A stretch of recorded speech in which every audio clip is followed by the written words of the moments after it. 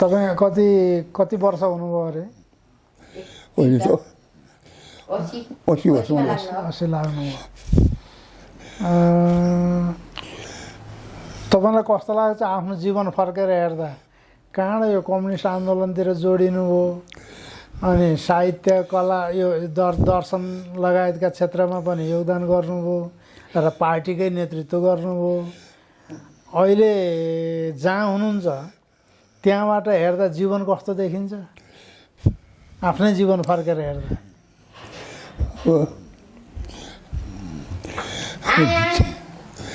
जीवन त जस्तोसुकै भए पनि राम्रै देखिन्छ। हेर्नुहोस्, जुन विचारेर भ्रमण गरेर आइयो, जे जति गरियो मूलभूत रूपमा अब त्यो रूपान्तरणकै निम्ति गरियो, सही नै गरियो भन्ने लाग्छ। तर अब यो सबै चिज अब अहिले फेरि कयौँ कुरा अलि उल्ट्या जस्तो के कम्युनिस्ट आन्दोलन रक्षात्मक अवस्थामा पुग्ने, यो सबै अब यस्तो आएको अवस्थामा अब अलिक पुगेन कि हाम्रो म कति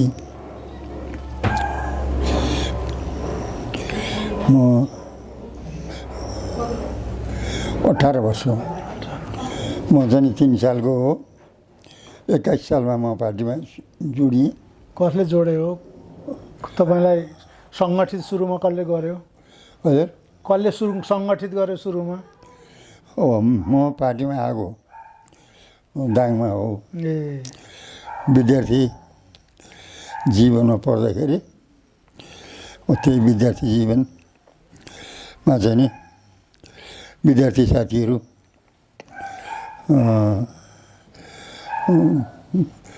को सम्पर्कबाट म पार्टीमा आएँ। मान्छे नै भन्नुहुन्छ भने यो नारायण शर्मा मोतीपुरको। ए अब मूल विषयतिरै जाउँ। कम्युनिस्ट पार्टीले नेपालमा अब 6 सालमा कम्युनिस्ट पार्टी स्थापना भयो। त्योभन्दा अगाडिदेखि नै गणतन्त्रवादी समाजवादबाट प्रभावित विचारको केही न केही यहाँ प्रभाव थियो।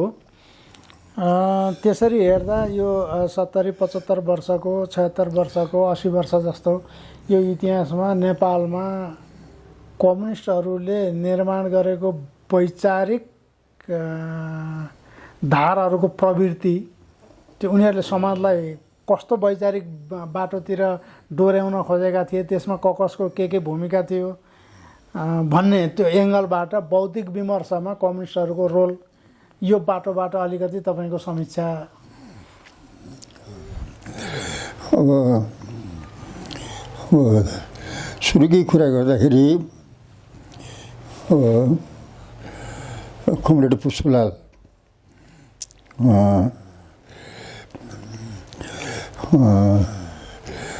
नेपालको एउटा क्रान्तिकारी कम्युनिस्ट पार्टी संस्थापक हुँदाहुँदै पनि राम्रो बुद्धिजीवी पनि हुनुहुन्थ्यो भन्ने लाग्छ।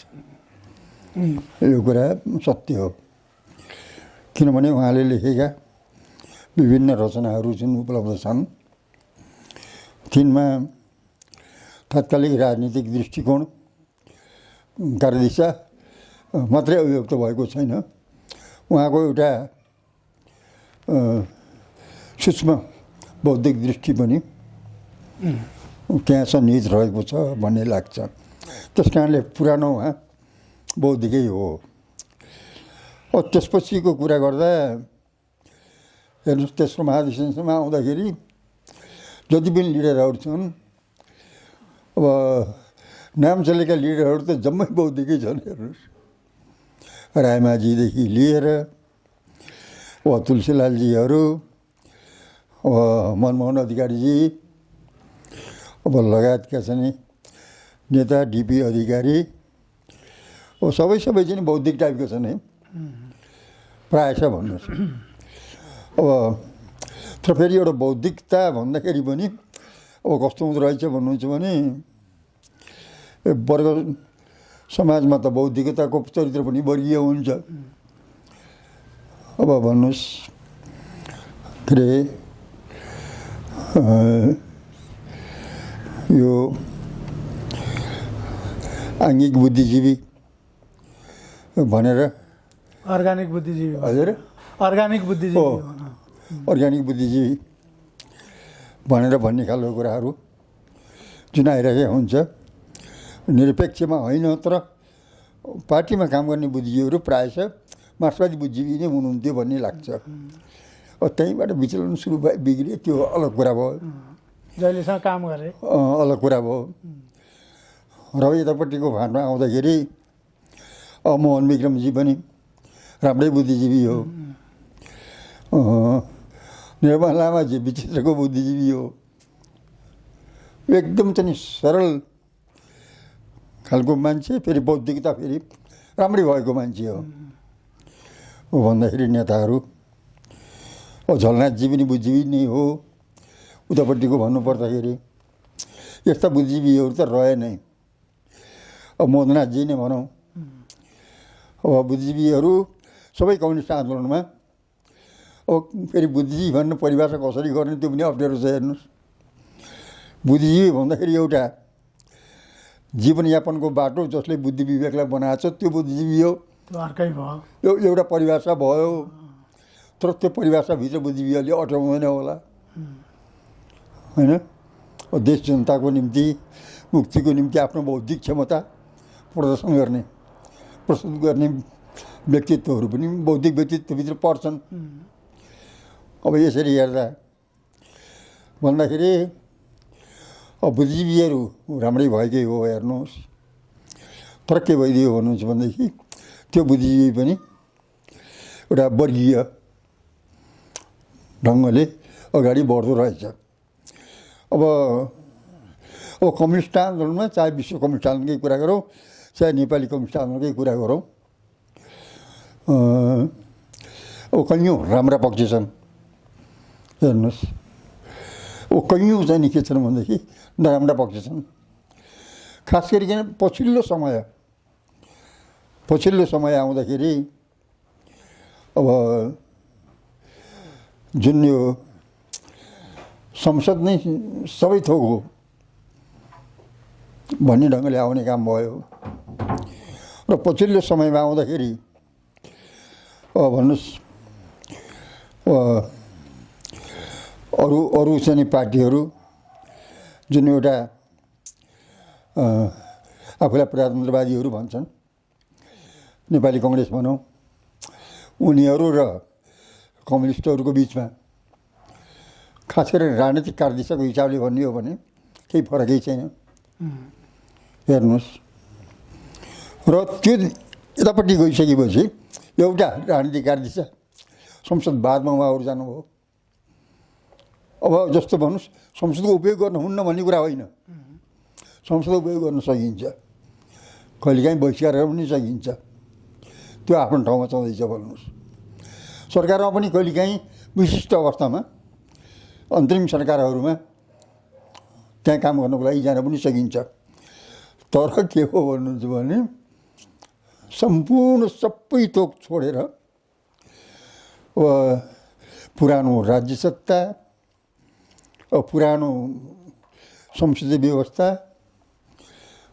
भन्नुहोस्, पुरानो भनौँ कि के भनौँ, संविधान सबको एउटा चाहिँ नि रक्षा गर्ने हिसाबले रक्षा कवच बनेर जाने कम्युनिस्टहरू ती सच्चा कम्युनिस्ट होइनन् हेर्नुहोस्। कम्युनिस्टको बदनाम भइरहेको छ त्यहाँबाट। होला उहाँहरूले हामीले कम्युनिस्टको निम्ति राम्रै गरेका छौँ भन्ने लाग्यो होला उहाँहरूलाई, तर वास्तवमा के हो भनेदेखि नाम कम्युनिस्ट, राजनीति व्यावहारिक कुरा छोडौँ, अरूको राजनीति के हो भनेदेखि अब नेपाली कङ्ग्रेस र कम्युनिस्ट पार्टीको बिचमा तपाईँ के अन्तर गर्नुहुन्छ ल भन्नुहोस् त। एउटा सबभन्दा महत्त्वपूर्ण इस्यु नव उदारवाद हो हेर्नुहोस्। आजको कहिलेकाहीँ हरिरोक्काको म लेख पढ्छु, नव उदारवाद त उहाँले भन्नुहुन्छ कि प्रायः छ। नव उदारवादको सिरानी हालेर अब नेपाली जनताको सुख र समृद्धिको कुरा गर्ने कति सुहाउने कुरा हो। ल हेर्नुहोस्, त्यत्रो कुरा गर्नुहुन्छ नव उदारवादको बारेमा, उहाँहरू प्रायः बोल्नुहुन्न। होइन र भन्नुहोस् त, समाजवादको कुरा गर्ने, नव उदारवादको चाहिँ व्यवहार गर्ने कहाँबाट हुन्छ? होइन भन्नुहोस् त। कम्युनिस्ट विचारधाराको कुरा गर्ने, संसदवादलाई चाहिँ के हो भनेदेखि संरक्षण गर्ने कहाँबाट हुन्छ? हो, यो चाहिँ नि बाटो बिरुनु भयो। हेर्नुहोस्, अब मैले प्रसङ्गवश मैले भने हो है। ठिक छ। यसमा अब नेपाली समाजको विचारधारात्मक बहसलाई मान्छेहरू के भन्छन् भने 30को दशकदेखि 60सम्म आइपुग्दा, यो लगभग 30-35 वर्ष मार्क्सवादीहरूको प्रभाव वर्चस्व रह्यो। साहित्य, कला, सार्वजनिक वृत्तको बहस, अनि अब जस्तो जनयुद्ध भयो, त्यसपछि त्योभन्दा अगाडिका भूमिगत रूपले गरिएका आन्दोलनहरू भए, त्यो सबैको चाहिँ समष्टिमा हेर्दा चाहिँ मार्क्सवादी प्रभाव र वर्चस्व देखिन्थ्यो। 7 सालपछि अब यो के भन्छ, श्यामप्रसाद शर्मा, देवी प्रसाद किसान, केवलपुरे किसान, हृदयचन्द्र सिंह प्रधान, एउटा समयसम्म कृष्णचन्द्र प्रधान, त्यसपछि भूपी शेरचनहरू अर्को समयमा आएर साहित्यमा पनि बडे नाम छन्।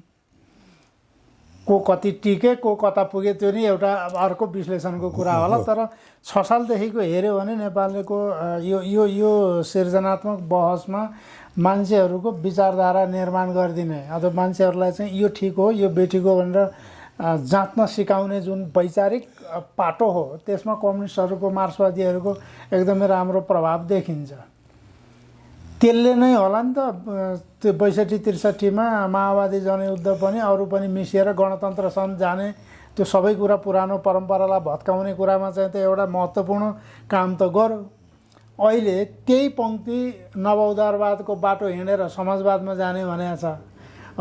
अनि विचारलाई, वैचारिक विमर्शलाई पनि त्यसैले कोल्ट्याइदियो, कम्युनिस्ट पार्टीहरूले कोल्ट्याइदिएको हो।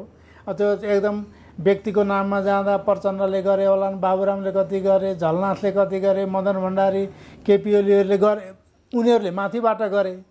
अनि त्यसको आधारमा साहित्य सिर्जना, कलातिर लाग्नेहरूले पनि केही गरे होलान्। यो कुरा यसलाई हेर्दा चाहिँ त्यसको सापेक्षतामा यो हाम्रो बौद्धिक विमर्शमा मार्क्सवादले पारेको यो प्रभावलाई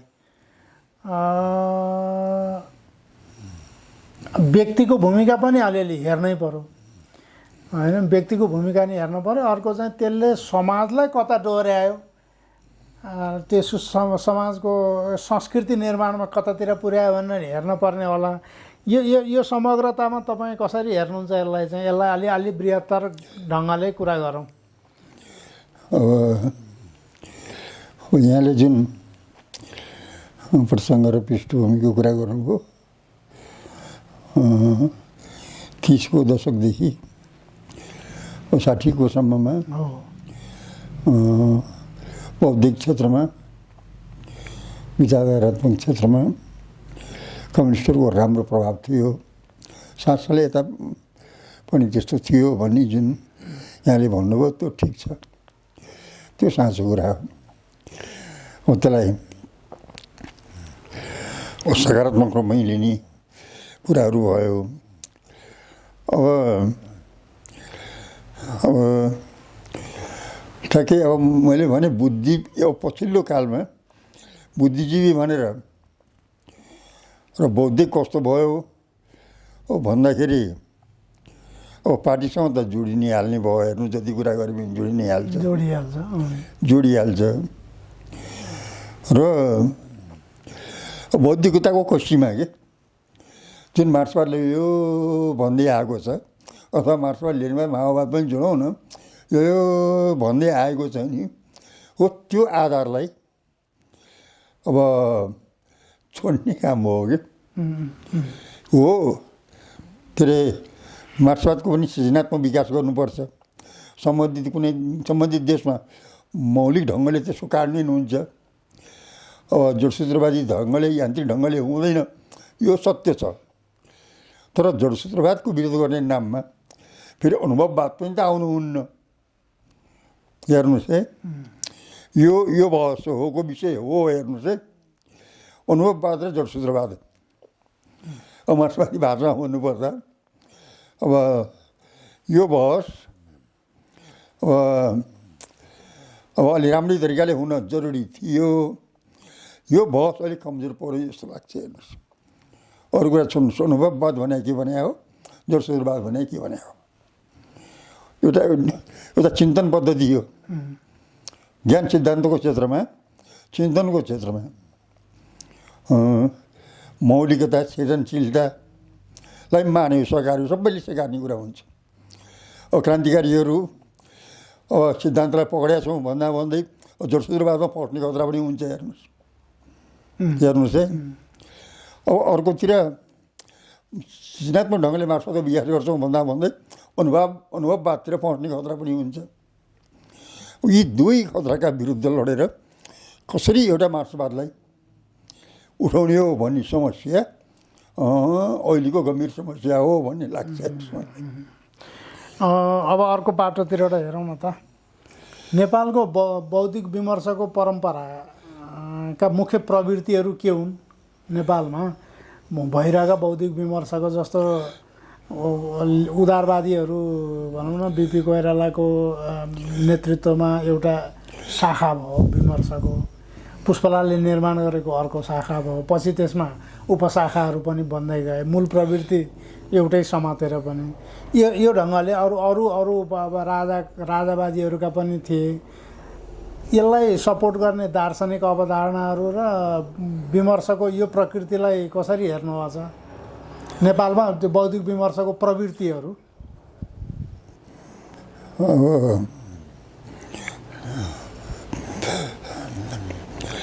अब नेपाली कङ्ग्रेसका नेताहरूमा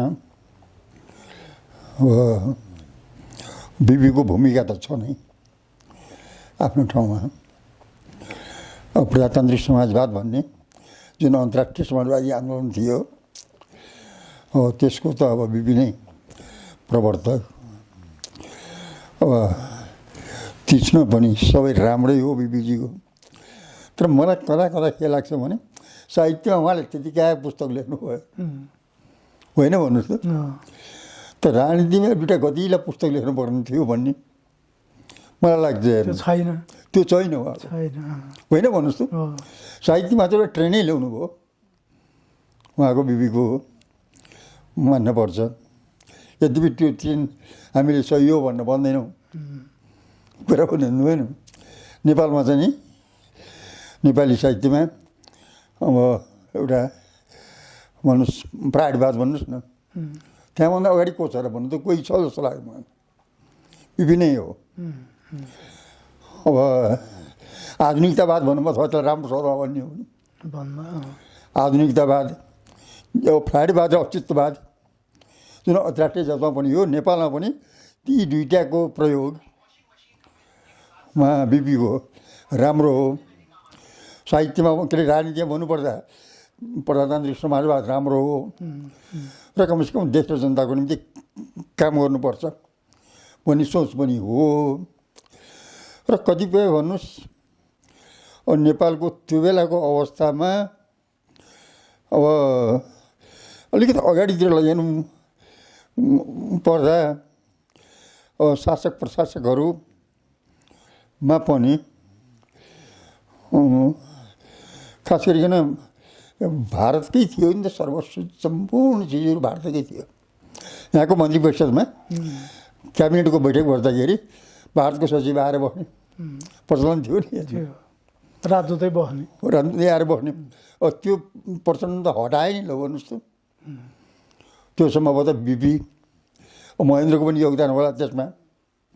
हेर्नुहोस्, अब त्यो बेलामा चाहिँ नि के भन्नुहुन्छ भने एउटा परराष्ट्र नीतिको कुरा, एउटा असंलग्न परराष्ट्र नीति भन्ने चिजमा अब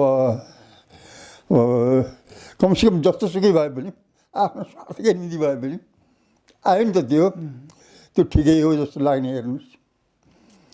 चीन भारत अरू मुलुकहरूको सम्बन्धमा एउटा राजनीति मात्र नभएर कूटनीतिको क्षेत्रमा पनि भनौँ अलिकति चाहिँ बौद्धिक क्षमता भएका शासकहरू नभएका होइनन् हेर्नुहोस्। अबको त तपाईँको के हो भनेदेखि त्यस किसिमको बौद्धिक क्षमता पटक्कै छैन, अहिले चाहिँ छैन। अब जस्तो भन्नुहोस्, अब हाम्रो साथीहरूले त्यो एमसिसीमा चाहिँ नि किन चाहिँ नि सहमत गर्नु पर्थ्यो होइन र भन्नुहोस् त? त्यो सहमत गर्ने खालको कुरै होइन कि त्यो एमसिसीमा किन त्यो गर्नु पर्थ्यो? 12 बुँदे विश्लेषण प्रस्तावको त त्यही कामै छैन, बेकार। ल हेर्नुहोस्, अब यस्तै अब के अरे भारत र चाहिँ नि चाइनासँगको बिचको सम्बन्धको कुरा गर्दाखेरि अब अलिकति चिनसँग कुरा गर्दा चिन जस्तै हुने, भारतसँग कुरा गर्दा भारत जस्तै हुने। फेरि त्यो प्रवृत्ति ठिक भएन हेर्नुहोस्। अब त्यो राज्य सत्तामा सञ्चालन अथवा शासन सत्ता सञ्चालन गर्ने सिलसिलामा भयो भने त बौद्धिक तृष्णाको त आवश्यकता पर्छ, अथवा अनुकूटनीति। बौद्धिक तृष्णता बिनाको कूटनीति त हुन सक्दैन त्यहाँ त। छेउमा राम्रो भएन हेर्नुहोस्, एउटा हक्की स्वभाव हुन्छ नि, यो भएन भन्नु पऱ्यो नि त। हो यो चाहिँ नि हो यो भएन। अब अलिकति फेरि कस्तो भने पार्टी एउटा बुद्धिजीवीको जमात, बुद्धिजीवीकी कुरा उठे, बुद्धिजीवीको जमात कस्तो भन्नुहुन्छ भनेदेखि अब बुद्धिजीवीलाई एउटा 2 भागमा बाँड्नु पऱ्यो। एउटा वर्गीय बुद्धिजीवी, अब आफ्नो वर्गको हकितको निम्ति जान्छ, जहाँ कुरा गरे पनि त्यो छँदैछ। दोस्रो सर्वहारा वर्गको हकित आन्दोलनप्रति प्रतिबद्धता जनाउने, तर यो पार्टीका नेतृत्वहरूमा सरकारहरूमा सामेल नहुने खालको बुद्धिजीवीको तबका पनि छ नेपालमा, होइन भन्नुहोस् त? छ। जस्तो भनौँ श्याम श्रेष्ठ, तपाईँ नै हुनुभयो। यो तबका सर्वहारा वर्गको एउटा विचारधाराप्रति प्रतिबद्धता छ नै भन्ने लाग्छ हेर्नुहोस्। तर कुनै पार्टीमा लामो समयसम्म बस्ने, त्यहाँ चाहिँ नि फेरि त्यहाँको पनि नेतृत्व लिने, सब शासन सत्तामा पनि जाने किसिमको भएन। थुप्रै छ बुद्धिजीवी यस्तो। अब यो बुद्धिजीवीहरूले पहिले अलिक प्रभाव पार्थ्यो हेर्नुहोस्। अब त्यो प्रभाव पार्नु पनि छोड्यो कि क्या हो भन्ने जस्तो लाग्ने कि यसको अर्थ र गुम्दै गयो कि जस्तो भन्नुहोस् त। बोले मूल्याङ्कन निकाल्नु भयो श्याम श्रेष्ठजी, अब लामो समयसम्म तपाईँ आउनुभयो, सायद मातृका पोखरेलजी पनि हुनुहुन्थ्यो होला। अब तपाईँहरू त्यो मूल्याङ्कन शानदार छ हो, कैयौँ कुरामा हाम्रो चित्त नबुझ्ने होला, त्यो अलग कुरा भयो कि हो। त्यस्तै खबरदारी गर्ने, अन्तर्राष्ट्रिय चाहिँ नि कहाँ के छ भनेर सब जान्न पऱ्यो भनेपछि त्यो हो। र अब हाम्रो पार्टीका बुद्धिजीवी कस्ता भयो भन्नुहुन्छ भनेपछि अब गहिरो अध्ययन पनि नगर्ने हेर्नुहोस्। अध्ययन गर्ने टपट यहाँ अध्ययन गर्ने, सबै जानेको छु भनेर सर्वज्ञानी घमण्ड गर्ने हेर्नुहोस्। अब आफूभन्दा त अरू जान्ने कोही पनि छैन भनेर पनि ठान्ने। अब यस्तो चाहिँ शासक प्रशासकहरूमा प्रायः सबैमा देखियो। अब यो पनि ठिक होइन हेर्नुहोस्, होइन भन्नुहोस् त? जे होस्, अब सरकार कुनै पार्टीको लिडरसिपमा सरकारमा नरहेको एउटा बौद्धिक तबकाको त एकदम विशेषता राम्रो छ हेर्नुहोस्। तर त्यसले खबरदारी गर्नु अलि सकेन। आफ्नो एउटा कार्यकालमा त गऱ्यो हेर्नुहोस्, अर्कोमा गर्नलाई गरेको छ तर अलि पुगेन भन्ने लाग्छ मलाई। यसमा पार्टीभित्रको बुद्धिजीवी जस्तो मैले चाहिँ पार्टीभित्र बस्ने बित्तिकै पार्टीका अनुशासनका सीमाभित्र बस्नु पर्यो। सीमाभित्र बस्दाखेरि चाहिँ जस्तो म माओवादीमा बसेँ भने प्रचण्डमाथि प्रश्न उठाएर लेख्दा पार्टीकाले त्यसलाई चाहिँ पार्टीको नभन्ने, बाहिरकोले चाहिँ यो सार्वजनिक बौद्धिक हो भनेर पनि स्वीकार नगर्ने, अथवा मानौ म एमालेमा छु, ओलीमाथि प्रश्न उठाउँदा एमाले हुन नपाउने, बाहिर उठाएको प्रश्नले एमालेलाई नछुने, यस्तो खालको अवस्थामा चाहिँ पार्टी बाहिर बसेर पनि भूमिका खेल्न सकिने सम्भावनै नहुने त होइन नि। त्यसरी नै हेर्ने होला नि। पार्टी बाहिर बसेर पनि यो त तपाईँले भने वर्गको राजनीतिमाथि प्रतिबद्धता चाहियो, त्यो त चाहियो, त्यहाँ चाहियो। पार्टीमाथि प्रतिबद्धता गर्दा त कस्तो गाह्रो पर्यो भने यति धेरै पार्टी छन्, यति धेरै विचार छन्, होइन? त्यसो भए त गाह्रो हुन्छ नि। त्यसो भएर चाहिँ अब यो तपाईँले भने जस्तो हाम्रा भूमिकाले अब समाजलाई गाइड गर्न नसक्ने, त्यही मैले सुरुमा सोधेकै प्रश्न त्यही हो। हामी जे भनिरहेछौँ, तपाईँ जे भनिरहनु भएको छ, पार्टीका मान्छेहरू सत्ता भएकाहरू जे भनिरहेछन्, त्यसले सर्वसाधारण मान्छे, कामदार वर्गको मान्छेलाई चाहिँ छुन छोडेछ नि त। कामदार वर्गको मान्छे नेताहरूको घर जलाउन किन गयो होला त? अस्ति मलाई हिजो युवराज गेवालीले सुनाउँदै हुनुहुन्थ्यो, घर जलाउन आए तोडफोड गर्न, उहाँ घरको माथि छतमा बसेर हेर्दै हुनुहुन्थ्यो अरे। तल जो आयो त्यो कामदार वर्गको मान्छे थियो भन्नुभयो क्या। भन्नुको अर्थ त हामी कम्युनिस्ट पार्टीसँग को रिसाएर छ भन्दा त कामदार वर्गको मान्छे रिसाएर छ भनेपछि त ग्याप छ नि ठुलो। यो ग्याप सिर्जना हुन नदिनको निम्ति त पार्टी बाहिरको बुद्धिजीवीहरूको भूमिका हुन सक्थ्यो होला भन्ने मलाई लागिरहेको। तर हामी अलग्गिए छौँ, हामीलाई मान्छेले सुन्न छोडेछन् भन्ने लागेको। हामी पार्टीको मात्रै होइन, ओलीको, प्रचण्डको अथवा अरू कुनै सत्ताधारी पार्टीको मात्रै कुरा नसुनेर हिँड्छन्, हाम्रा कुरा नि सुन्न छोडेर छन् भन्ने लाग्छ। अब हेर्नुहोस्, यसमा अब मैले भने यहाँले पनि आफ्नो प्रश्न जिज्ञासा राख्नुभयो। हेर्नुहोस्, अब वर्गप्रति प्रतिबद्ध रहने मूल गुरु मार्क्सवाद ठिक छ भनेर मान्ने, त्यो बाहेक पार्टीमा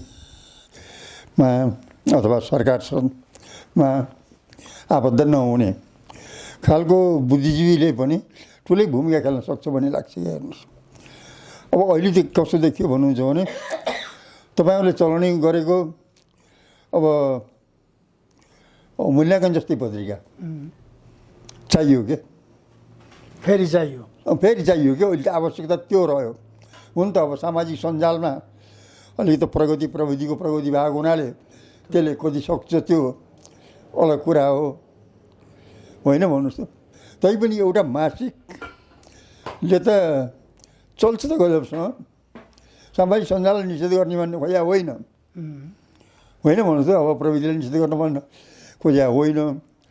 कमसेकम चाहिँ नि बौद्धिक पक्ष अलि सशक्त रूपमा उपस्थित हुने र अलिकति खबरदारी गरिदिने कुरा भन्नु होइन। अब सरकारमा गएकै होलान्, उनीहरूलाई पनि खबरदारी गर्ने, सरकारमा नगएकाहरू पनि तिमीहरूले के गरेका छौ भनेर त्यहाँ पनि खबरदारी गर्ने गर्न अलि आवश्यक देखियो। हेर्नु, त्यो खबरदारी जस्तो युवा पुस्ता बनाउने कसले हो? होइन भन्नुहोस् त। ज्ञान त बाहिरबाट रोप्ने हो नि त, होइन र भन्नुहोस् त। हो, त्यो निम्ति पनि अब आवश्यक लाग्छ। अब यतापट्टि खास गरी 62-63देखि यतापट्टि अब जुन तपाईँले भन्नुभयो नि 30देखि 60को दशक भनौँ सम्म आएको मार्क्सवादीहरूको प्रभाव पनि, फेरि अब बुद्धिजीवीहरूको प्रभाव पनि, होइन मार्क्सवादी बुद्धिजीवी भन्न खोजेँ है मैले। अब बाह्य बुद्धिजीवी भन्दाखेरि अब प्रदीप नेपाल भन्छु के अरे, यो कस्तो नाउँ आएन, काङ्ग्रेसको के प्रदीप गिरी। प्रदीप गिरीलाई सबैले सराहना गर्छन्। अलि निष्पक्ष ढङ्गले, अलिकति विवेकको आधारबाट कुरा गर्ने, आफ्नै पार्टीभित्र पनि तिनलाई हैरान पार्थे कहिलेकाहीँ। तर एउटा चाहिँ बिपीको साँच्चै चेलो हो पनि भन्दै तिनीलाई। हेर्नुहोस् मन्त्री परिषदमा कहिल्यै गएन तिनी, गएन। हेर्नुहोस् अब त्यो कमसेकम काङ्ग्रेसमा त्यो मान्छे हो जस्तो लाग्छ होइन। उनीसँग पनि कहिलेकाहीँ कुराकानी हुन्थ्यो, उनले राम्रै कुरा गर्थे। आफ्नो फेरि अडानमा ढाँटेर होइन, आफ्नो त मेरो त यही हो भनेर सिधै भन्छन्, ढाँट्दैनन्। हो त्यस्तै खालको हो चाहिने। अब अहिले त कस्तो छ भन्नुहुन्छ भने वैचारिक रूपले आफू गलत बाटोमा छु भन्ने पट्टै थाहा छ, थाहा छैन र भन्नुहोस् त। त्यो नेताहरूलाई ज्ञान छैन र? ज्ञान छ नि त, थाहा भएरै हो, थाहा भएरै गरे हो नि त। थाहा नभएर होइन, थाहा भएरै गरे हो। हेर्नुहोस् अब के सिकाउने, उनीहरूले नै कहिलेलाई सिकाए। हेर्नुहोस् भनेपछि त जानी जानी जानी त्यस्तो गर्नेहरूप्रति कतिलो खबरदारी आवश्यक छ। अब त्यो खबरदारी चाहिँ तपाईँहरूले गर्नुपर्छ भन्ने मेरो त सुझाव हो। ठिक हो। हामीले हाम्रो ठाउँबाट त प्रयास गरिरहेछौँ। तपाईँले भने जस्तो यही हामीले चाहिँ यो जे चलाइरहेछौँ, यो यसमा हामीले जति सामग्री त्यहाँ राख्यौँ, यही मार्क्सवादी विमर्शकै कुरा हो हामीले गरेको, गर्न खोजेको। 20 जना जतिको त हामीले कुराकानी गरेर 20-22 जनाको विभिन्न मान्छेहरूको यहाँ कुराकानी पनि राख्यौँ। हेर्ने मान्छे थोरै छन् हाम्रा कुरा।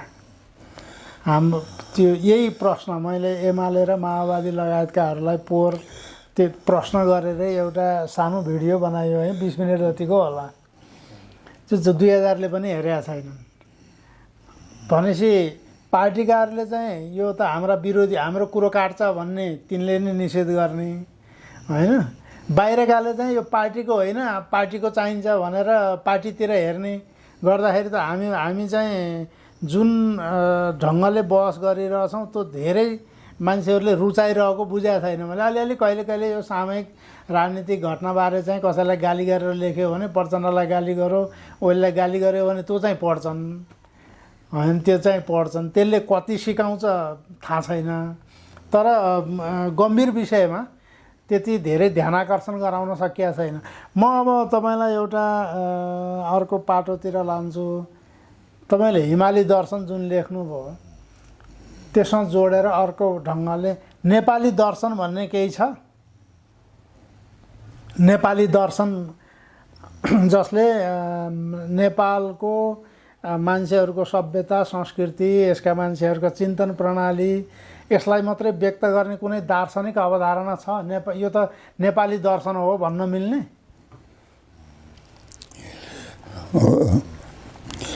त्यसमा त हो त्यस्तो त छैन। तैपनि नेपालमा दर्शनको कसरी विकास भयो भन्ने कुरा त एउटा सिँगै च्याप्टर छ त्यो नेपालमा दर्शन भन्ने। तर यहाँले भने जस्तै अलिअलि समग्रमा अलि चाहिँ फरक ढङ्गले त्यस्तो त छैन।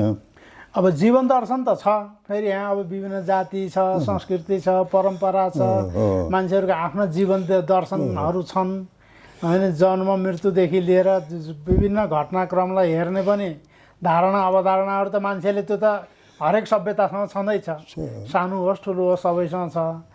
तर बुद्ध दर्शनलाई नेपाली भन्न मिल्छ? नेपालमा जन्मिएको हुनाले नेपाली दर्शन त भयो भन्नु पऱ्यो। तब यस्तो दर्शन विचार त देशको सीमाभन्दा बाहिरै गएको हुन्छ होइन र भन्नुहोस् त। अब बुद्ध दर्शनको जननी त नेपाल भयो, तर भूगोलले भयो। तर बुद्ध दर्शनका चाहिँ त्यो बेलाको परिप्रेक्ष्यमा भनौँ है, सधैँभरिको लागि त नभनौँ।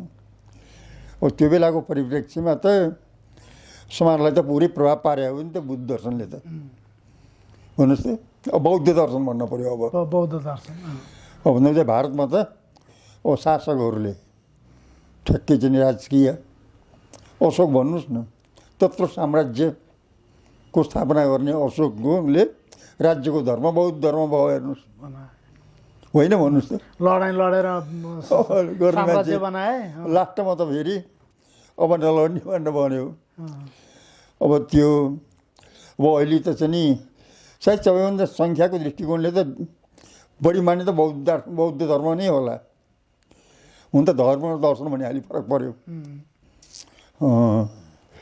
त्यो हो बौद्ध मार्गी भनौँ न बौद्ध मार्गीहरू अँ। होलान् जे होस् अब सही विचार त कुनै देश विशेषको हुन्छ भन्ने कुरो भएन त्यो त संसारले अब त्यो बेलाकोमा अब गौतम बुद्धले चाहिँ बढी यो व्यापारीहरूको हितमा बढी काम गरे हो भन्ने बुझिन्छ कि व्यापारीहरूको हितमा अलि बढी काम तिनको चिन्तनले त्यति भयो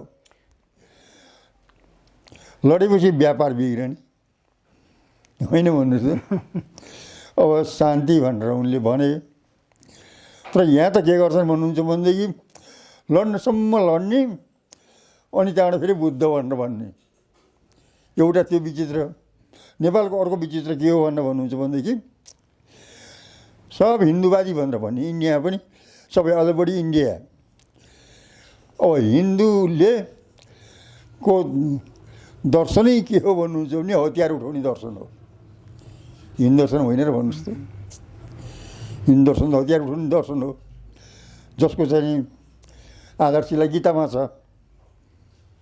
होइन अब महाभारतको युद्ध यो सब अब यी शासकहरू आफू चाहिँ नि सरकारमा गएपछि अब बुद्ध सरकारमा नजाउन्जेल हिन्दू यस्तो पनि भयो कि यो मैले यो सोध्नुको कारण तपाईँ ठिकै ठाउँमा आइपुग्नुभयो हामी बौद्धिक विमर्शको जुन कुरा गर्छौँ मार्क्सवादलाई मार्क्सवादी दर्शन ऐतिहासिक भौतिकवादको दार्शनिक अवधारणासँग समाजलाई जोडेर व्याख्या गर्ने यसरी जानुपर्छ यो ठिक हो यो न्यायपूर्ण हो अर्को अन्यायपूर्ण हो भनेर एउटा अवधारणामा हामीले समाजलाई बाँड्ने प्रयास गऱ्यौँ यता आउनु यो विचार बोक्नु न्यायको पक्षमा हो त्यो विचार बोक्नु अन्यायको पक्षमा हो भनेर समाजलाई बाँड्ने प्रयास त मार्क्सवादले गरेकै हो त्यो त्यसरी चाहिँ हामीले समाजलाई बाँड्न त खोज्यौँ राजनीतिमा त्यसले हस्तक्षेप पनि गर्यो परिवर्तन पनि गर्यो त्यसका चाहिँ कमी कमजोरी कसले गल्ती गर्यो कहाँनिर गएर ठेस लाग्यो यो चाहिँ इतिहासमा मूल्याङ्कन होला तर गरेको चाहिँ साँच्चै हो कम्युनिस्टहरूले बनाएको निर्माण गरेको विचारले समाजलाई गाइड गरेर सरकार बनाउनेसम्म बहुमत स्थापित गर्नेसम्म पुर्याएकै हो तर यो यसो पुग्यो फेल भयो जस्तो सम्झौता गरिरह जस्तो समाज चाहिँ यतातिर कम्युनिस्ट पार्टीलाई भोट दिएछ उतातिर चाहिँ पुराण लाउनेदेखि लिएर के सबै त्यो परम्पराको पछि पनि लागिरहेकै छ भनेपछि मार्क्सवादीहरूले के हाम्रो संस्कार परम्पराहरूका जुन मूल्य छन् नेपालीहरूको परिवार समाजलाई जोडेका जे पुराना तन्तुहरू छन् तिनीहरूसँग सम्झौता गर्नुपर्ने हो अलिअलि सम्झौता गर्दै जाने हो कि यसलाई निषेध गरेर जानुपर्ने हो अब यो प्रश्न ठिकै प्रश्न हेर्नुहोस् अब यो कुरा गर्दाखेरि अब लेनिनलाई सम्झाउनु पर्ने हुन्छ हेर्नुहोस् है लेनिनलाई सम्झाउनु पर्ने हुन्छ हामी कम्युनिस्ट हौँ हामी धर्मको विरोध गर्छौँ भनेर लेनिनले भन्ने मार्क्सको पनि कुरा गर्दाखेरि धर्म अभिम हो भनेर भन्ने तर तिनै लेनिनले धर्मको विरोध तरिकाले गर्नुपर्छ हामी चाहिँ भौतिकवादी मात्रै होइनौँ द्वन्द्वात्मक भौतिकवादी पनि हौँ ऐतिहासिक भौतिकवादी पनि हौँ अब धर्मको विरोध तरिकाले गर्दाखेरि वर्ग सङ्घर्षसँग जोड्न पर्यो अब कुनै मान्छे चाहिँ धर्म मान्छ अनि अब त्यसले शोषक वर्गको विरोध गर्छ त्यसलाई के भन्ने ल भन्नुहोस् धार्मिक आस्था छ के आस्था छ तर यता वर्गको हिसाबले त्यो गर्छ अब के गर्ने त्यो समस्या अब यहाँले भन्नु भने पुराना संस्कारहरू पर्छ कि पर्दैन भन्दाखेरि अब त्यही हो, जनतालाई मान्नु पऱ्यो। अब जनताले के गर्छ भन्ने हिसाबले जाने हो भने अब त्यो फेरि कम्युनिस्ट भएन। जनतालाई नि समर्थन हुन्छ, डोराउनु पऱ्यो नि त, जनतालाई अगाडि डोराउनु पऱ्यो। अब लेनिनवादीहरूले पार्टीको निम्ति छुट छैन धर्म मान्ने, तर चाहिँ नि राज्यको निम्ति त छुट छ भने अब त्यो त ब्यालेन्स मिलाउनु पऱ्यो। यो बेठिक छ है भनेर व्याख्या विश्लेषण गर्दै जानु पऱ्यो। तर ठ्याक्कै धार्मिक आचरणमा आउँदाखेरि तर के गर्नु पऱ्यो भनेदेखि अब समाजले पचाउने तरिकाले अगाडि बढ्नु पऱ्यो। त्यो तालमेल मिलाउनलाई अलिक गाह्रै पर्छ हेर्नुहोस्। अब उदाहरणका लागि दुईवटा उदाहरण भनौँ है। अब गोर्कीको उपन्यास आमा समाजवादी यथार्थवादको प्रतिनिधित्व गर्ने पहिलो उपन्यास हो भनेर हामीले मान्छौँ। अब आमा धर्म इसाई धर्म मान्थिन् हो कि भन्नुहोस्। आमा इसाई धर्म मान्थिन् भनेपछि अब आमाकै नाउँबाट आमा उपन्यास रह्यो। अब धर्म मान्नेलाई के गर्ने हो त भन्नु, यो अप्ठ्यारो कि। पावेलले अरूले चाहिँ किन धर्म मान्नुभयो भनेर त भन्न सकेनन् नि।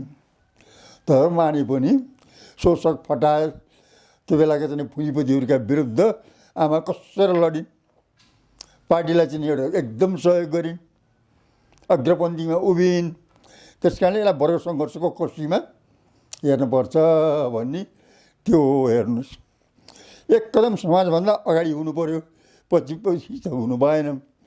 एउटा यो चाहिँ नि महत्त्वपूर्ण चिजहरू छ भन्नुहोस्। यसमा चाहिँ यसमै जोडेर अहिले के भन्छन् भने अब माओको समयसम्म चिनमा धार्मिक प्रवृत्तिहरूमाथि अलिकति एट्याक पनि भयो, निषेध भयो, पुरानो कुरालाई पुरानो कुरालाई ध्वस्त गर भन्ने खालको नारा आयो। धार्मिक प्रवृत्तिहरूमाथि चाहिँ एक खालको दमन पनि भयो। अहिले चाहिँ के देख्छु म, पोहोर एउटा सानो भाग घुम्न गएको थिएँ चिनको, यता उत्तरतिरको सिन्ज्याङ, सिन्ज्याङ होइन छिङाई भन्ने ठाउँ।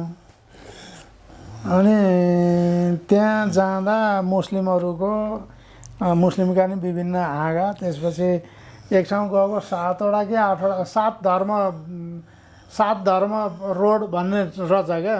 7वटा धर्मका मन्दिरहरू, अलि प्रसिद्ध मन्दिरहरू वरिपरि नै भएको, त्यो मिलेर बसेका र सबै धार्मिक मठ मन्दिरहरूको संरक्षण गरेको। अनि टिबेटियनहरू त त्यो यो के अरे स्रङचङ गम्पोका दुईवटा बुढीहरू भ्रिकुटी र उता चिनिया कुमारी दुईवटाका ठुल्ठुला मूर्ति बनाएर राखेका। अनि तलबाट उहाँ परबाट यसरी के पुरै सुत्तै यसरी जमिन नाप्दै उठ्यो, त्यहाँ गयो, फेरि नाप्यो, यस्तो खालको त्यो चाहिँ पुरै संरक्षण गरेको देखियो। अनि यिनीहरू चाहिँ अहिले कन्फ्युसियसलाई, यो सी जिनपिङ आइसकेपछि त्योभन्दा अगाडिदेखि नै कन्फ्युसियसलाई चाहिँ राज्य सञ्चालनका केही आधारभूत नैतिक मापदण्डहरू चाहिँ कन्फ्युसियसबाट लिइरहेको यिनीहरू व्याख्या गर्न थालेका छन्। मार्क्सलाई र कन्फ्युसियसलाई मिलाएको भनेर कसले एउटा ठुलो कार्टुन पनि बनाएको थियो। त्यसो भएर चाहिँ मैले यहाँनिर हामी चाहिँ जनतालाई, तपाईँले भने जस्तो जनतालाई नेतृत्व नै एक कदम अगाडि पनि लाने, त उनीहरूलाई चाहिँ ती आफ्ना आस्थाहरूका कुराहरूबाट वञ्चित पनि नगर्ने, यस्तै ढङ्गले हो बढ्ने भनेको यो हामीले लिने नीति यस्तै हो हुनुपर्ने। अझै यसलाई ठोस बनाउँदा म व्यक्ति र एउटा समाज चाहिँ एकैपटक धार्मिक पनि हुने, मार्क्सवादी पनि हुने। म एकैपटक म धार्मिक पनि छु, मार्क्सवादी पनि छु, त्यो चाहिँ सम्भव छैन, हुन्छ हुँदैन। त्यस्तो हुन्न। धार्मिक हुनु र धर्मप्रतिको दृष्टिकोण कस्तो हुने भन्नेमा फरक पर्यो। धार्मिक भएपछि धर्म मान्ने भयो, कम्युनिस्टहरूले धर्म मान्दैनन् हो कि भन्छु। तर धर्मसँग सम्बन्धित समस्याहरूलाई कसरी कुन तरिकाले हल गर्ने भन्ने धार्मिक दृष्टिकोणको कुरा आयो होइन र भन्नुहोस् त। यो फरक गर्नुपर्छ। अब अर्को धर्मको मान्छे छ भने भन्नुहोस् उसलाई कम्युनिस्ट त आफू धर्म मान्ने कुरै भएन। उसको धर्मप्रति आस्था छ भने आस्थालाई तपाईँको के भन्नुहुन्छ भने चोट पार्न हुन्न। माओले पनि भने के हो भने प्रशासनिक तरिकाले सांस्कृतिक रूपान्तरण हुन्न है भन्नुभयो, होइन र भन्नुहोस् त। सांस्कृतिक आन्दोलन, सांस्कृतिक सङ्घर्ष विचारात्मक सङ्घर्ष हो। विचारात्मक सङ्घर्षले लामो रूप लिन्छ, होइन। जुन समाजको उपज त्यस किसिमका धर्म संस्कृति पैदा भए हो, त्यही समाजका ज्वरो काट्दै गएपछि अर्कै निर्माण हुन्छ, होइन र भन्नुहोस् त। अब हामी दसैँ संस्कृति भन्छौँ नेपालको, अब दसैँ छ। अब यो दसैँ अब कसरी बन्यो के गर्यो त्यो इतिहासको कुरा भयो, त्यो अलग छलफल त्यतापट्टि नजाउँ। अब दसैँ भनिसकेपछि सबै मान्छे जम्मा हुन्छ, होइन, आइहाल्छन्। त्यस कारण धर्म मान्ने भएर आउँछन् त सबै भन्दाखेरि त होइन, सामाजिक महत्त्व छ। हेर्नुहोस् है, अब वरपर गएका जान परिवारहरू भेट गर्न एउटा अवसरको रूपमा चाहिँ दसैँको अथवा कर्मचारीहरूलाई अलि छुट्टी हुन्छ, त्यस अर्थमा पनि अलिकति आराम गर्ने हिसाबले पनि दसैँको महत्त्व बढी सामाजिक महत्त्व छ, धार्मिक महत्त्व त होइन त्यो त। अब सुन्नुहोस्, हामीले क्रान्ति गर्नेवालाहरूले अब त्यस्तै एउटा चाहिँ नि यो शहीद दिवस भनेर 2-4 दिन शहीद दिवस मनाएर छुट्टी दिए के हुन्छ, छलफल बहसै गरेर शहीदको सम्मानमा 2-4 दिन छुट्टी दिउँ, होइन। दसैँ मान्नेलाई नरोकौँ, मान्नेले मान्छन्, नमान्नेले मान्दैन, होइन भन्नुहोस् त। अब हिन्दू धर्मले मान्छ भन्ने हो भने अब अरू धर्मवालाहरूले पनि उत्तिकै धर्म गर्छन्, हेर्नुहोस्, गर्छन् त आफ्नो। अब भन्दाखेरि अब हिन्दू धर्मका यी बाहुनहरू भनेर भन्छ, हेर्नुहोस्, हरेक अन्यत्र हेर्दाखेरि पनि उनीहरू पनि आफ्नो उसमा बाहुनै छन्, हो कि ल भन्नुहोस् त। त्यस कारणले यो जति हिन्दू धर्म मान्नेवालाहरूले धर्मका विरुद्ध लडेका छन् त्यति जातिहरूले लडेका छन् जस्तो लाग्दैन मलाई। अब जातीय छुवाछुत हेर्नुहोस्, अब तल्लो भन्नुहोस् न, कामी दमाईमा जाने हो भने अब त्यहाँ पनि जातपात छ, ल हेर्नुहोस्, उसले छुवा खान्न, कामीले हेर्नुहोस् दमाईले छुवा खान्न, त्यहाँ पनि जातपात छ। हो, यस्तो अति गर्नेहरूलाई त एउटा दण्ड विधान हुनै पर्यो, हुनु पर्यो नि त भन्नुहोस् त।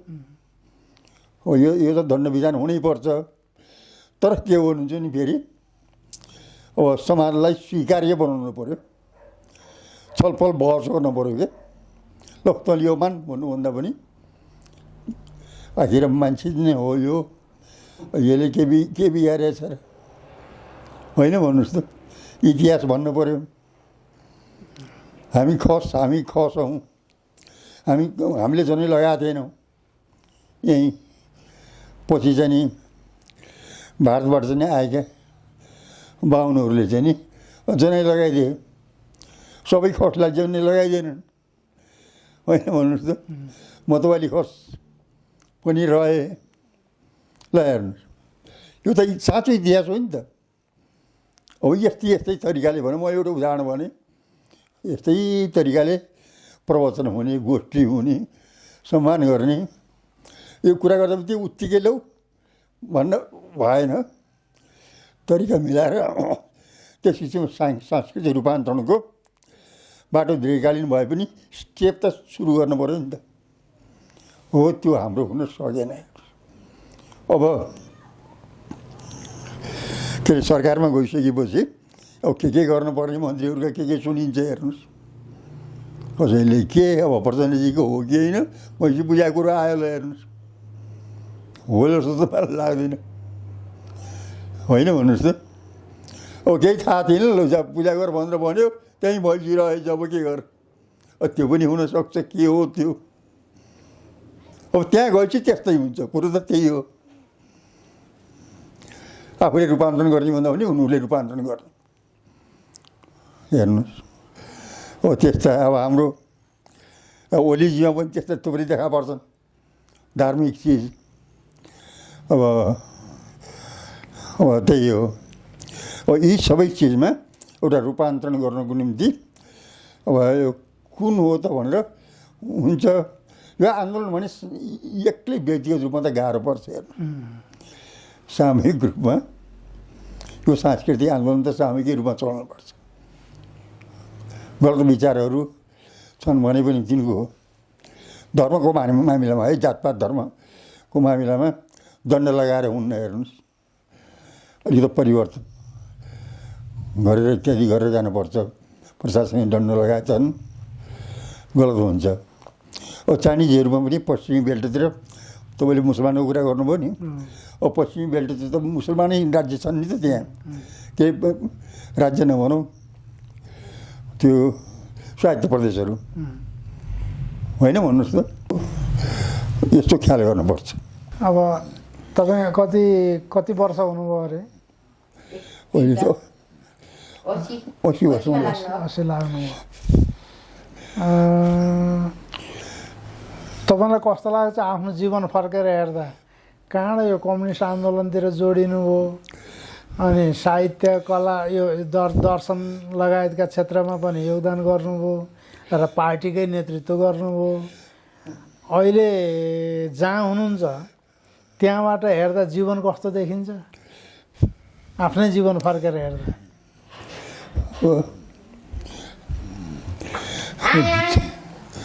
जीवन त जस्तो सुकै भए पनि राम्रै देखिन्छ। हेर्नुहोस्, जुन विचारेर अवलम्बन गरेर आइयो, जे जति गरियो मूलभूत रूपमा अब त्यो रूपान्तरणकै निम्ति गरियो, सही नै गरियो भन्ने लाग्छ। तर अब यो सबै चिज अब अहिले फेरि कयौँ कुरा अलि उल्ट्या जस्तो के कम्युनिस्ट आन्दोलन रक्षात्मक अवस्थामा पुग्ने, यो सबै अब यस्तो आएको अवस्थामा अब अलिक पुगेन कि हाम्रो म कति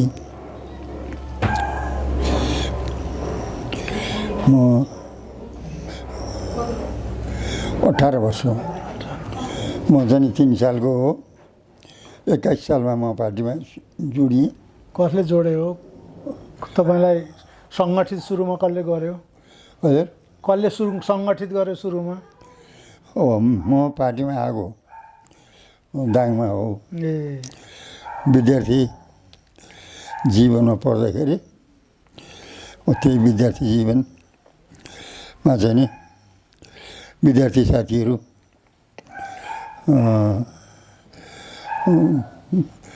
को सम्पर्कबाट म पार्टीमा आएँ।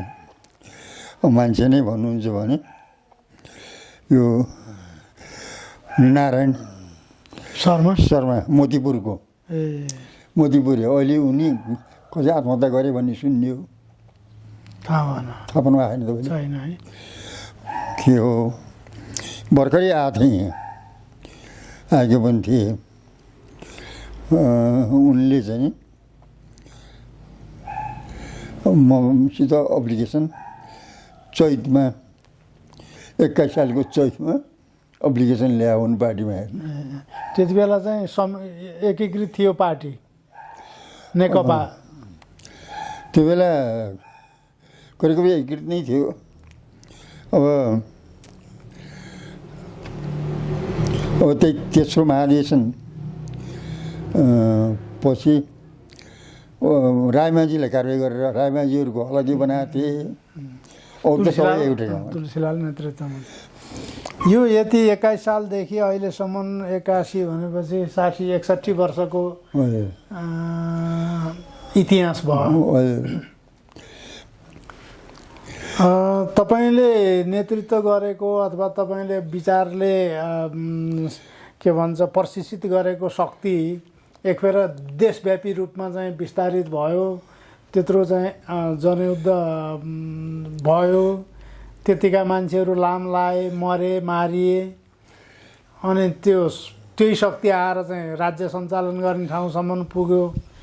अनि तपाईँ अहिले जहाँ हुनुहुन्छ तपाईँको वरिपरि समर्थकहरूको सानो झुन्ड मात्रै छ।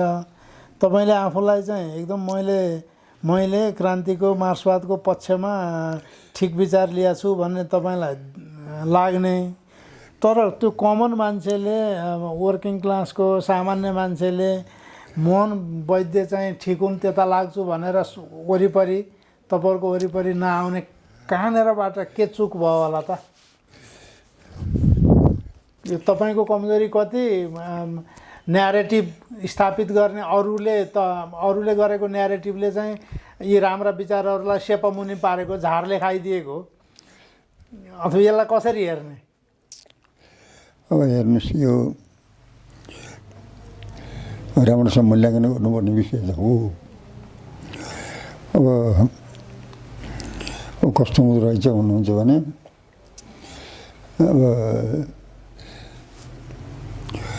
अब पार्टीमा आफै विद्रोह गरियो भनौँ न, त्यो बाटो ठिक छैन भनेर विद्रोह गरियो, त्यो त ठिकै गरियो भन्ने लाग्छ हेर्नुहोस् अहिले पनि, त्यहाँ बसेर हुँदैन भन्ने कुरो।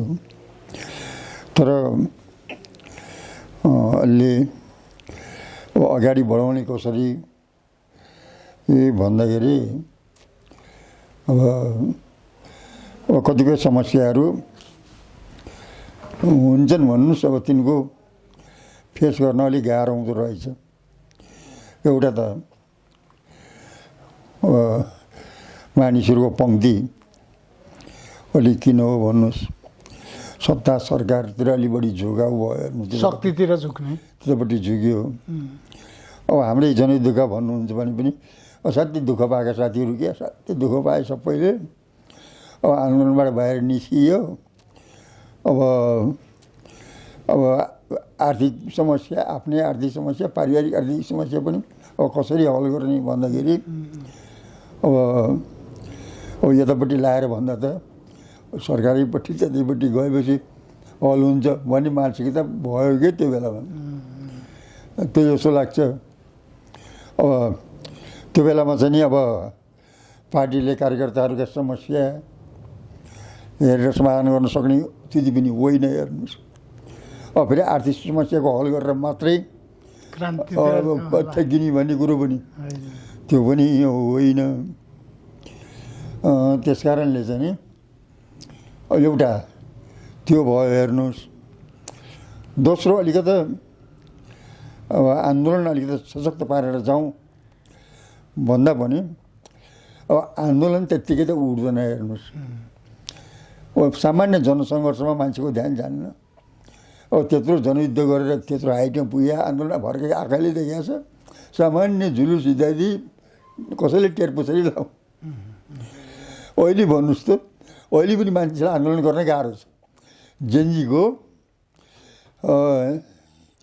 के अरे 23 र 24को घटना हेर्ने हो भने त सानोतिनो आन्दोलनको त के अर्थै रहेन हो भन्नु त, त्यो आँखै लाग्दैन।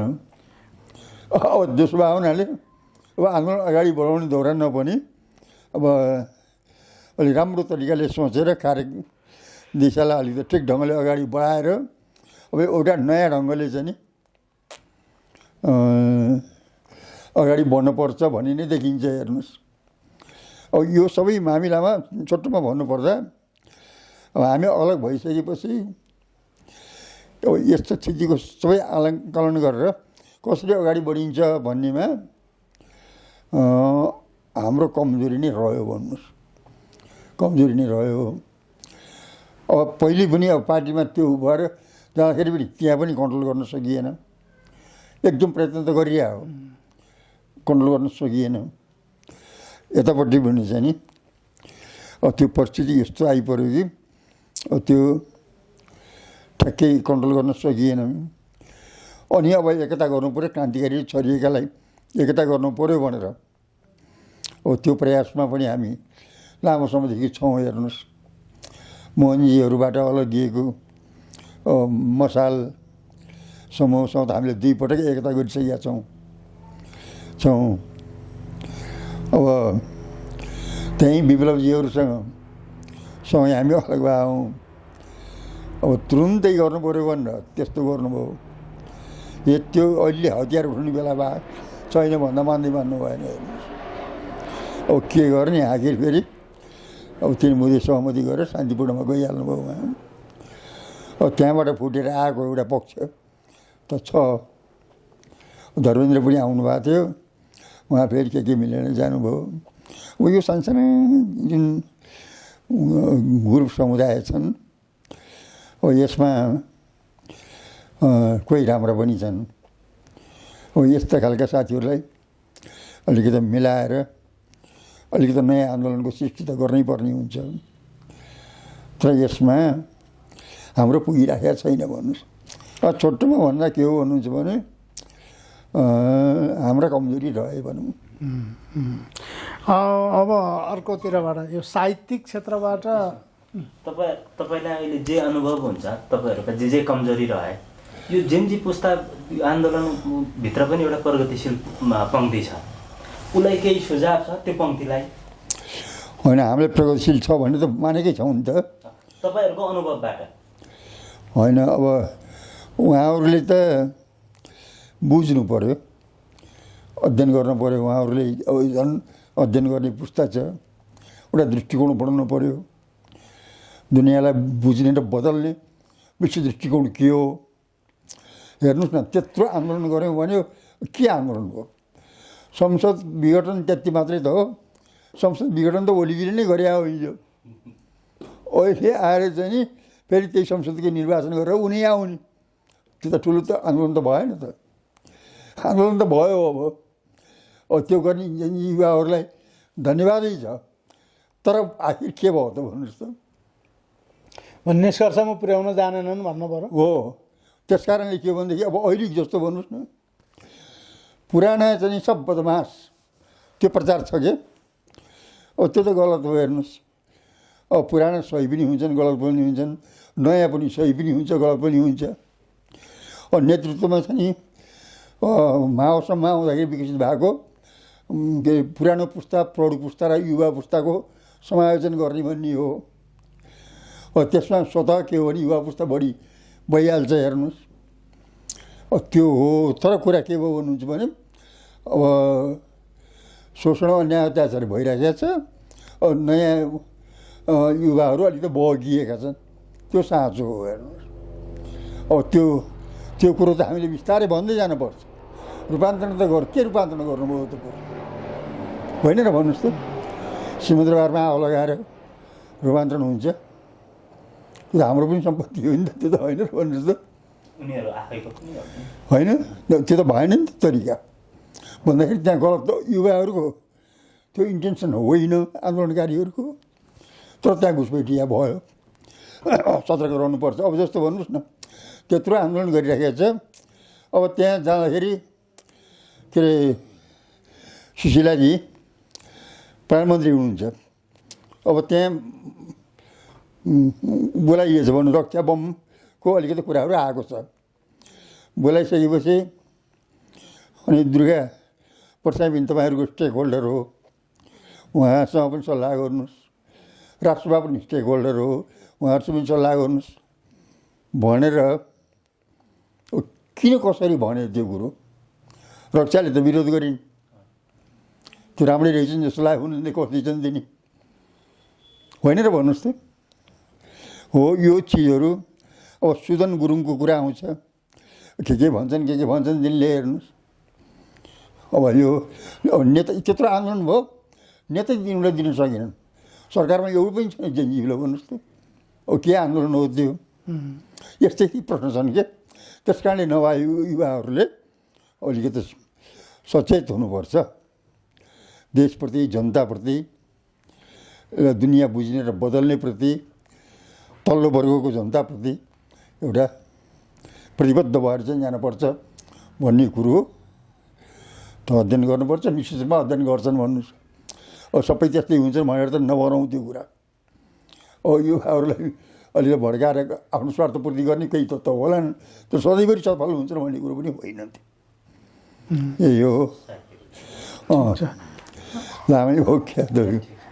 अब यो अन्तिममा नेपालमा अब मैले तपाईँसँग कुराकानी गरेँ मार्क्सवादी साहित्यका क्षेत्रमा साहित्यको प्रगतिवादी फाँटमा चाहिँ अध्ययन गर्नुपर्ने नामहरू कुन कुन होलान् अलि बढी जो छोड्न नहुने तपाईँलाई लागेको?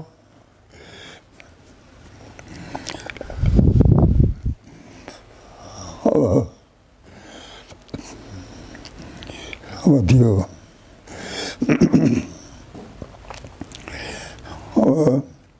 एउटा त पुरानो पुस्ताको मेहनत हेर्नुपर्छ। खास गरी यहाँले पनि नाम लिनुभएको थियो है, यो पुरानो पुस्ता श्याम प्रसादहरू थियो, कृष्णचन्द्र प्रधान, त्यो बेलाको भुपी, अनि अब यो केवलपुरी किसान गोकुल भन्ने पनि छन्, गोकुल जोशी, यस्ताका रचनाहरूबाट ध्यान दिनुपर्ने हुन्छ। र विचारात्मक क्षेत्रमा भन्ने हो भने त्यो बेला लड्ने कृष्णचन्द्र सिंह प्रधान नै बढी थिए। यो 17 सालसम्मको कुरा हो। त्यस यता आउँदाखेरि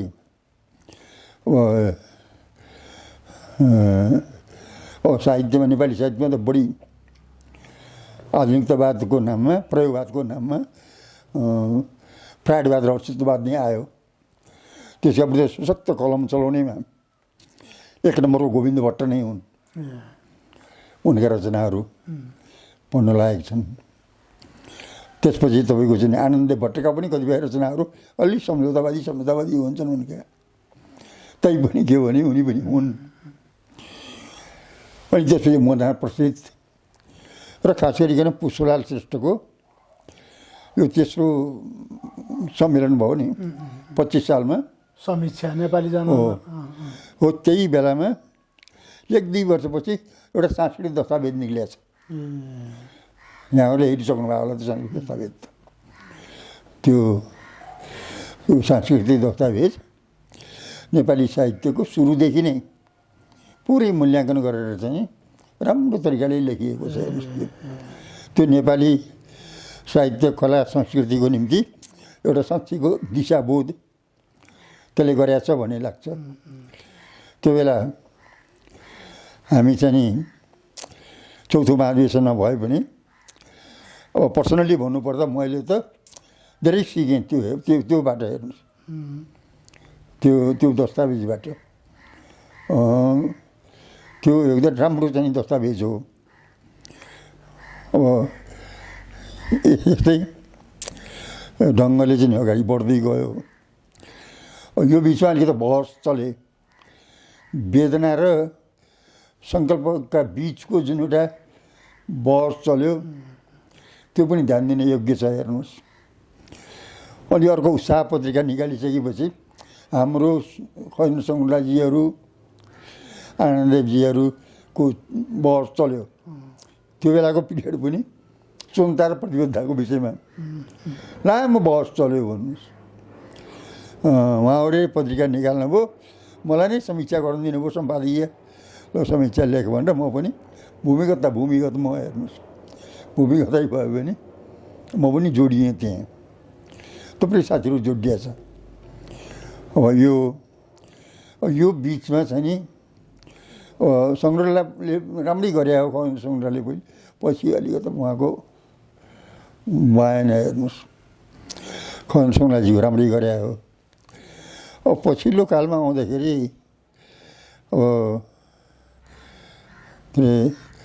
अब हामीले के भने बहुदलीय जनवाद आयो र अब यो प्रगतिवादी साहित्यिक धारा पनि त्यसले अलिकति विभाजित गरिदियो। हेर्नुहोस्, पछि अब 35-36 जनसङ्घर्षको दौरानमा लेखक सङ्घ त बिउजियो, प्रलेस, त्यो ठिकै पनि भयो। र साहित्यकार, लेखक, कलाकारहरूले आन्दोलन निम्ति आधार त राम्रै तयार पारे हो। हेर्नुहोस् है, 46 सालको चाहिँ नि आन्दोलनको निम्ति राम्ररी तयार पारे हो त्यो गीतकारहरू जेबी टुरेहरू रायन होइन रामेश यिनीहरू सबैको भूमिका राम्रै छ कलाकारहरूको आन्दोलनमा आइरहेका छन् राम्रै छ जोस् नेपालमा चाहिँ नि एउटा सामाजिक रूपान्तरणमा साहित्य कला सांस्कृतिक आन्दोलनको भूमिका राम्रै छ र पछिल्लो कालसम्म पनि यो झापा आन्दोलनबाट के अरे यो राल्पा आन्दोलनबाट आएको निनुजी हुनुहुन्छ निनुजी राम्रो बौद्धिक व्यक्तित्व हो हेर्नुहोस् अहिले त समालोचना सौन्दर्य चिन्तनको क्षेत्रमा मेरो त लामो चाहिँ नि उहाँसँग सँगसँगै बस्ने छलफल गर्ने भइयो फेरि उहाँसँग पनि मेरा धेरै विवादहरू पनि भए फेरि ती पनि छँदैछन्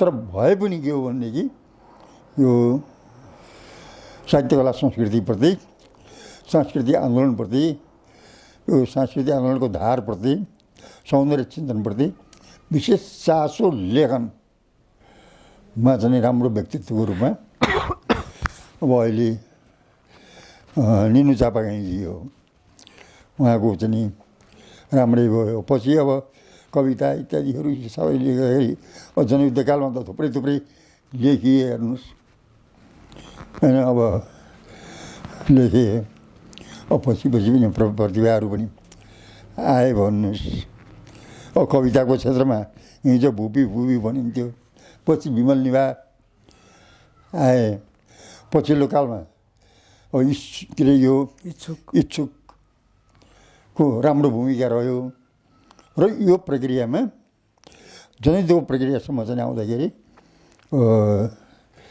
साहित्यकला संस्कृतिको क्षेत्रमा साहित्य समालोचनाको क्षेत्रमा राम्रै तरिकाले चाहिँ नि एउटा प्रगति भएकै हो भन्नुहोस् अब पछिल्लोमा के भयो भन्नुहुन्छ भने एउटा प्रश्न उठ्यो यहाँलाई पनि थाहा होला प्रलेसमा विवाद भयो प्रलेसमा विवाद भइसकेपछि अब एउटा प्रश्न के उठ्यो भन्नुहुन्छ भने साहित्यमा प्रगतिवाद राजनीतिमा संसदवाद हुन्छ कि हुन्न भन्ने कुरा बुझ्नु अब लेखक कलाकारहरू थुप्रो साथीहरू हुनुहुन्छ तर के हो भने अब ठ्याक्कै अब संसदवादमा चाहिँ गएका साथीहरू के भन्ने हो कि लिखित रूपमा छ नि राम्रै लेख्दै आएका अहिले त राम्रै लेखेका होलान् पछि गएर के हुने हो अब नयाँ प्रतिभा भन्नुहुन्छ नि अमरगिरीको समालोचनाको क्षेत्रमा असाध्यै राम्रो छ अहिलेसम्म राम्रै हो हेर्नुहोस् तर यद्यपि उहाँले त्यस्तो विचलन त उहाँको देखिया छैन अब भोलि के हुने हो होइन भन्नुहोस् त थुप्रै लेखकको अब त्यस्ता खालका क्वेसनहरू आइहाल्छन् त्यही चाहिँ नि विवादले गर्दाखेरि प्रलेस एक ढङ्गले गयो हामीहरूले त्यतापट्टि चाहिँ नि जान हुँदैन यसैलाई अलिकति थमाउनु त त्यो प्रगतिवाद र संसदवाद यो गजबको कुरा आयो त्यो सँगै जान सक्ने हो कि होइन त्यो कसरी हेर्नुहुन्छ तपाईँले होइन प्रगतिवाद र चिन्तनमा प्रगतिवाद राजनीतिमा संसदवादवाला जुन छ जान सक्दैन त्यो त सक्दैन त्यो जानै सक्दैन भन्नुहोस् अब भोलि गएर क्रान्तिकारीहरूलाई यो उग्रवादी भन्न परिहाल्छ होइन भन्नुहोस् त भनेपछि अहिलेको एमालेको माओवादीको पनि जो संसदतिर गइरहेछन् उनीहरूको पङ्क्तिमा आबद्ध भएका सर्जकहरू जुन छन् उनीहरूको सिर्जना राम्रो नराम्रो त होला नि त्यहाँ पनि तर त्यो अन्तिममा त्यसले सेवा गरेको त संसदवादको भयो कसरी हेर्ने त्यसलाई अब हेर्नुहोस् त्यो हेर्दा त कैयौँका कविता राम्रा छन् लेखहरू राम्रा छन् सबै चिज राम्रा छन् राम्रालाई त राम्रै भन्नु पऱ्यो हामीले पूर्वाग्रह गर्नु भएन तर के हो भनेदेखि कता कता तिनीहरू फेरि त्यही रूपमा रहन सक्दैनन् कि रहन सक्दैनन् अहिले नराम्रै छन् भन्नु भएन उनीहरूले पनि आक्रोश पक्या छन् थुप्रो छ हेर्नुहोस्। सबैलाई किताबबन्दी गरेर त हामी भन्न सक्दैनौँ। अब किनभने साहित्यिक रचनाहरू अध्ययन गर्दाखेरि रचनाको आधारबाट मूल्याङ्कन गर्ने हो। अब प्रतिबद्धता कतापट्टि छ भन्ने पाटो पनि एउटा पाटो हो। अब प्रतिबद्धताले बिहार सिक छैन भन्नु पनि त हेर्नु पऱ्यो फेरि। नयाँ पुस्ताका कविहरू कसैलाई, नयाँ लेखक कविहरू नयाँ पुस्ताकामा कोही पढ्नु भएको छ राम्रो? खै त्यस्तो त छ नि, अब थुप्रो छन् हेर्नुहोस्। मैले कतिको त समीक्षा पनि गरेँ, नयाँ पुस्ताको थुप्रै लेखेँ पनि हेर्नुहोस्। अब अहिले ठ्याक्कै हामीले नयाँ पुस्ता भन्दै तिनी प्रौढ भइसक्यो, अर्का नयाँ निक्लिसक्यो हेर्नुहोस्। विनोद विक्रम केसीको पढ्नु? हजुर, विनोद विक्रम केसीका कविता हो पढियो।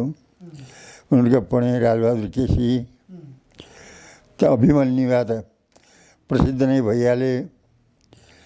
यो पढियो, थुप्रो जनाको त पढियो। अलिकति विद्रोह थप हेर्नुहोस्, एमालेमा भएका कविहरूकोमा पनि त्यहाँ पनि अलिकति सत्ताप्रति त्यो प्रति आक्रोश त व्यक्त गरेकै छन्। त्यो साँचो कुरा हो, तर लामो समयसम्म टिक्छ नि भन्ने कुरा हो। अन्तिममा सेवा कसको गर्लान् भन्ने हो। अब तिनीहरूलाई चाहिँ नि उनीहरूको त त्यही हिसाबले मूल्याङ्कन गर्नु पऱ्यो। लेख्दासम्म त राम्रै लेखेका छन्, तर अन्तमा फेरि भनेको मतलब के हो भनेदेखि सैद्धान्तिक रूपमा संशोधनवाद र के अरे संसदवाद र चाहिँ नि प्रगतिवाद त सँगै चल्न सक्दैनन्, होइन भन्नुहोस् त। यही पर्छ 2 बजे अब चाहिँ छोटो गरौँ। तपाईँले मदन भण्डारीलाई कसरी मूल्याङ्कन गर्नुहुन्छ यो बहसको? उनले ल्याएको विचारले त यो 30-40 वर्षको 30-35 वर्षको कम्युनिस्ट आन्दोलनको इतिहासको एउटा धारको नेतृत्व गर्यो। हेर्नुहोस्, मदन भण्डारीजीको मूल्याङ्कन गर्न अब गाह्रै छ। अब मेरो मूल्याङ्कन त के हुन्छ भन्नुहुन्छ भने उहाँलाई व्यक्तिगत रूपले मैले आक्षेप लगाउने केही हुँदैन। हेर्नुहोस्, आखिरमा नामै सुन्ने थिएन कि, मैले त नामै सुनेको थिइनँ। यो सांस्कृतिक मोर्चाको साथीहरूले मालेसँग चाहिँ नि पार्टी एकता गर्दाखेरि हो कि कुन बेला हो, कोकेसँग गर्दाखेरि होला, मोहननाथ प्रसिद्ध उहाँहरू जीवराज आश्रितहरू पनि सँगसँगै चाहिँ आउनुभएको भन्ने कुरा त सुनिन्थ्यो। तर त्यो बेला नाम अलग्गै हुन्थ्यो कि, टेकनाम हुन्थ्यो, तर मोहननाथको त मोहननाथै रह्यो। अब र ठ्याक्कै आइसकेपछि एकाएक चाहिँ के अरे भाषण गरेको भाषण त मैले त्यही सभाकक्षमा गर्दा सुने होइन, तर चाहिँ एकदम कुशल वक्ताको रूपमा चाहिँ स्थापित हुनुभयो। अब त्यो त त्यो उनको कला पनि रहेछ, सबै चिज रहेछ। अब संसदवादमा लैजानको निम्ति गतिलो चाहिँ सैद्धान्तिक आधार मदन भण्डारीले तयार पारे भन्ने लाग्छ मलाई। अब जब भन्ने कुरा त त्यो मार्क्सवादी किताभित्रको होइन। हेर्नुहोस्, अब बहुदलीय जनवाद, मल्टी पार्टी डेमोक्रेसी नेपाली काङ्ग्रेसको त्यही हो। त्यहाँ यतापट्टिबाट चाहिँ नि लगाइदिनु जनताको people's democracy, people's multi party democracy भयो उहाँको थ्योरी। त्यो थ्योरी आखिरमा चाहिँ नि अब एमालेलाई चाहिँ संसदवादी बनाउने सजिलो सैद्धान्तिक आधार त्यसले प्रदान गर्यो। त्यस कारणले चाहिँ नि सैद्धान्तिक रूपमा उहाँको त्यो कम्युनिस्ट आन्दोलनमा एउटा गलत धारकै सूत्रपात गर्नुभयो उहाँले। त्यही हो हेर्नुहोस् उहाँको। ल खुसी लाग्यो, तपाईँलाई धेरै धेरै धन्यवाद। अब म चाहिँ तपाईँका केही रचनाहरू फेरि पढ्छु। पढिसकेपछि 1-2 महिनापछि तपाईँको रचनामा यस्तो लिएर होइन गफ गर्ने गरी एकचोटि सङ्गीतलाई लिएर आउँछु। हुन्छ। उहाँलाई नै केही भन्नुपर्ने छ। अरू अन्तिममा केही अहिलेको पुस्तालाई केही भन्नुहुन्छ कि जेनजीतिर नहेरिकन मार्क्सवादी चिन्तनतिर लागिरहेका सर्जकहरूलाई? हो त्यस्तो खासै त छैन, तैपनि नयाँ पुस्ताले चाहिँ नि एउटा अध्ययन गर्नु पऱ्यो बढी। एउटा चाहिँ नेपालमा एउटा रूपान्तरणका लागि आफूलाई तयार पार्नु पऱ्यो, एउटा सामाजिक रूपान्तरणको निम्ति तयार पार्नुपर्ने र अलिकति अध्ययनमा चाहिँ जोड दिनुपर्ने हुन्छ। त्यस कारणले अब आगामी क्रान्ति गर्ने कुरा त जतिसुकै कुरा गरे पनि नयाँ पुस्ता यो हेर्नुहोस् अब होइन भन्नुहोस् त। अबको नयाँ पुस्ताले के हो भने अब क्रान्ति साँच्चै क्रान्ति पुरानो राज्य सत्ता दलाल नोकरशाही पुँजीवादको अब बचेको खोजेको सामन्तवादको राज्य सत्तालाई पनि ध्वस्त पार्ने र अब के हो भनेदेखि यो संसदवादको विरोधमा पनि नयाँ ढङ्गले अगाडि बढ्नुको निम्ति अत्यन्तै चिन्तनशील भएर कसरी जाने के गर्ने भन्ने हिसाब किताब सहित अगाडि आउनुपर्छ भन्ने लाग्छ भने यही हो मेरो। हस्, धन्यवाद।